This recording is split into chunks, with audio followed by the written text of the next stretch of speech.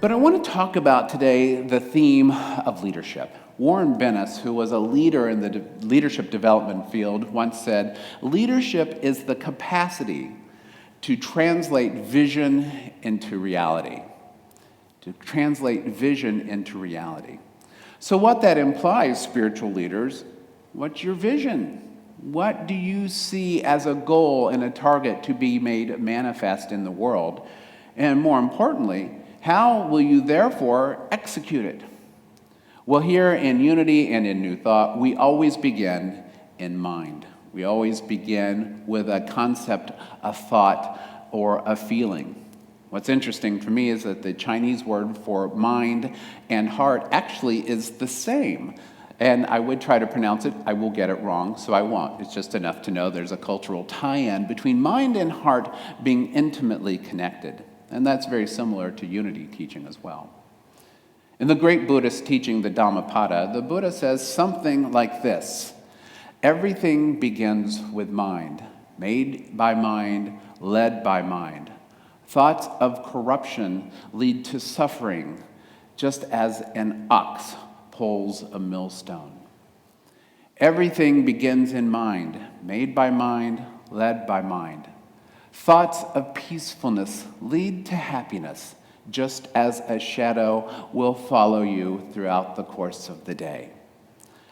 So whatever your energetic charge of your thoughts, that's what you're creating. So spiritual leaders, it is always important for us to understand, are we coming from fear? Are we coming from lack? Are we coming from a corrupted thought? Or are we coming from joy? Now, I'm not placing a judgment around that, because if we are honest with ourselves, we will all find a combination. We want to be mindful and aware so that we are continually lifting our thoughts up to that vibrational space that we want, that will allow us to create that world of peace, abundance, and respect for creation, as well as happiness, vibrant health, and life for ourselves. In the Christian tradition, Jesus said something very similar. Recorded first in the book of Mark, first chronologically, and then repeated in the book of Matthew with some additional commentary. We see the line where Jesus says, "It is not what goes into the mouth that defiles, but what comes out." This is really important, and many of us in 21st century North America, or the 21st century world, don't understand the impact and the power of what he was saying. In the times in which he lived, it was the way in which cultures were defined and separated was by who was clean and unclean, who was in, who was out. And these were important distinctions. And what Jesus was saying is, and your distinctions don't matter. Mine is a kingdom that welcomes everybody. This is shocking. Even more shocking was the way that apparently Christian commentators added to what he said in the book of Matthew, and this is in chapter 17, where there is further explanation given. And it's a powerful and evocative example of what he says, because the line is given where he says that it is not what goes into the mouth, but what comes out that defiles. And he makes a comparison. He goes like this. He says, because what goes into the mouth passes through the body and goes out into the sewer. He's making a really graphic reference. But what the passage goes on to say is that what comes out of the heart are these thoughts of harm and meanness and vile things. And these create the consciousness of defilement. So, very powerful example. Again, highlighting the connection between mind, heart, thought, and the creative process.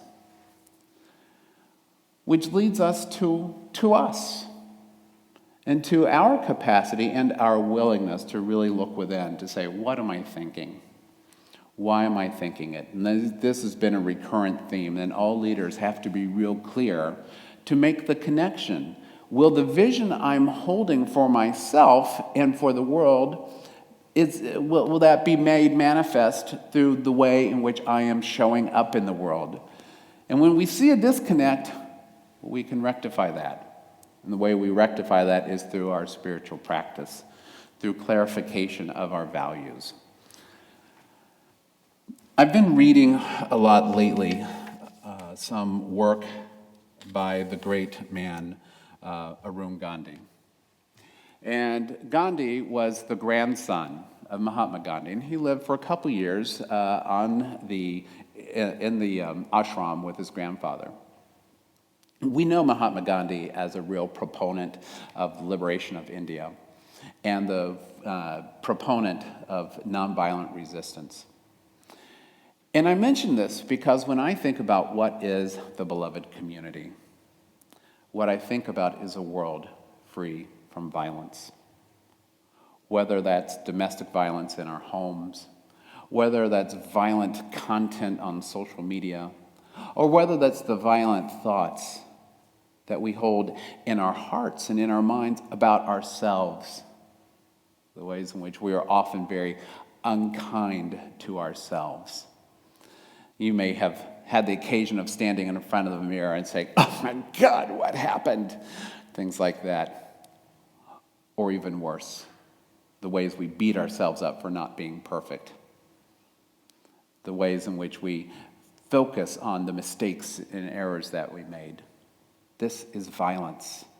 And in the creation of the beloved community between my ears and yours, we'll want to do what we can to be compassionate as we let that go. Just as we are compassionate in addressing violence in the world. Because as leaders creating the beloved community, we must be very clear on how our energetic space, how our thoughts, how our words are adding to violence or adding to peacefulness. Arun Gandhi tells a couple stories in this book.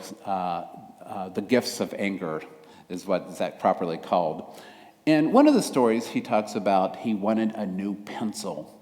You know, in the ashram, everything was used till it was complete. Well, there was a little bit of lead left on his pencil, and Arun was walking down the street, and he saw a pencil for sale, and he bought a new pencil and threw the old one away. And when he got home that night, grandfather said, "So where's your pencil?" He goes, "I got a brand new one." And Gandhi said, "Well, where is the other pencil? It still had use left." He said, "I threw it out." Mahatma Gandhi made his grandson go find where he threw it out, bring it back, and use it till it was done. Because as he said, waste is violence committed against the earth. Spiritual leaders, I ask you, as I have to ask myself, how much do I waste resources? Food scraps that could be composted, unnecessary trips and driving around, closets full of clothes that serve no purpose, that are just sitting there taking up space. Is this violence against the earth? And is this something that I want to be a part of? These are important questions that leaders like us have to lean into to see if we are creating a world that works for everyone or if we are wasting resources that could benefit someone. There's another story in there as well that I thought was even more succinct and really hit my heart. Arun Gandhi tells a story that his grandfather gave him the assignment to understand violence in the world. He said, "I want you to draw a tree with two main trunks. And on one trunk, I want you to list there the things that you do that are physically violent, where getting into a fight or throwing things and that sort of thing. And on the other main limb, I want you to write down every observance of oppression, discrimination, fear-based behavior that you see in the world. Come back in a week." Well, Arun Gandhi did his assignment, and he was very excited. And he said, Grandfather, look, I did very little that was very violent in the world."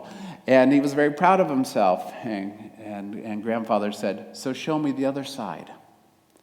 And he noted all kinds of experiences where he'd witnessed discrimination and oppression locally and in the news and in the world. And what Mahatma Gandhi said to his grandson was, "Arun, do you not see that passive violence feeds physical violence? Wherever there is oppression and greed and all of those sort of experiences in the world, they harm people. and they will ultimate in physical violence. We must work to end that side every bit as much as we end the other side. One is a cause, one is an effect. Spiritual leaders, it is our task to be aware of these things in the world. It is our task to prayerfully take the actions that will prevent the feeding of physical violence by enabling passive violence. It's a tough call, I know. And I want to share with you one last story from this powerful little book. Arun Gandhi was walking through Bombay, walking down the streets, very crowded city, very dirty city, and he was watching his steps very carefully, and he saw a package, and he stepped to move over it, and then he noticed it moved. And he squatted down and picked up in his arms a newborn child. Apparently, this was a common practice, and so he found an orphanage, took the baby to the orphanage, and at the time, he was writing for the Times of India. And he wrote a story about the orphanages and the children that were just left on the streets. He and his wife were so moved by this that they decided to help and do whatever they could to arrange adoptions with children.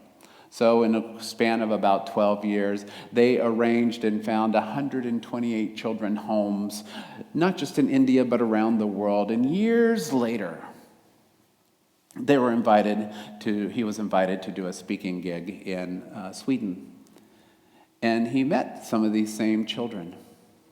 And they were asking questions. Tell me about my mom. Tell me about my dad. I want to know what I can find out about them. And unfortunately, Gandhi said, I know nothing. I can't help you. It was just enough that we could help you find a home when so many other children perished in the orphanages. Well, one of the kids got it in their heads because I know what I'll say. I get my looks from my grandparents, and you'll be my grandparents. He said, okay, we can agree to that. So spiritual leaders, those are examples of ways that we can all work to end violence in our world. Helping children, picking up trash, not wasting things, being aware of the consequences of passive violence and active violence. See, these are the tasks at hand if we truly want to create a world that works for everyone. But that means we have to ask ourselves deep down inside, is that really what we want? It seems so much easier to get sucked into divisive politics and wall building and all these things that would separate us from them.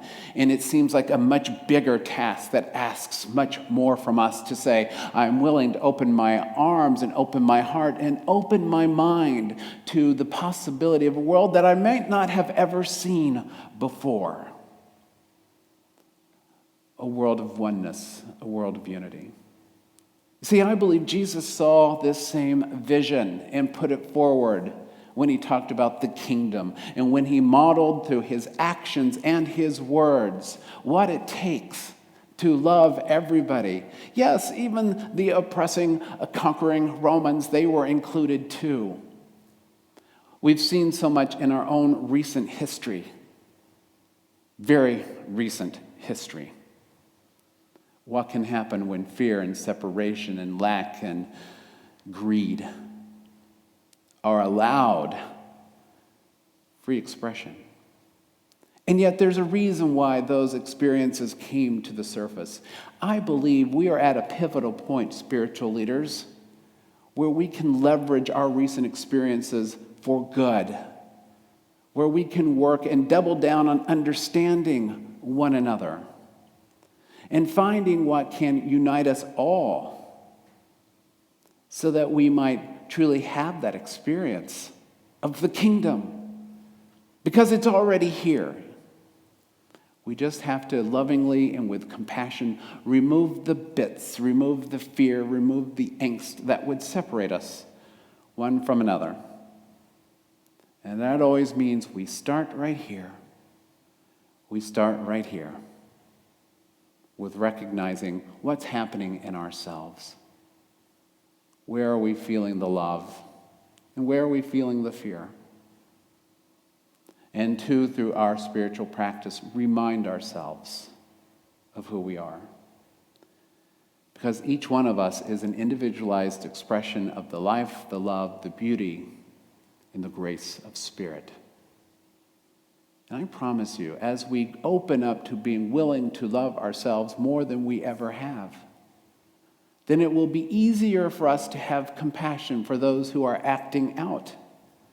And it will be easier for us to model the strength of character that is necessary to invite everyone into this knowing that we are all here for each other ultimately. And that ultimately everybody matters.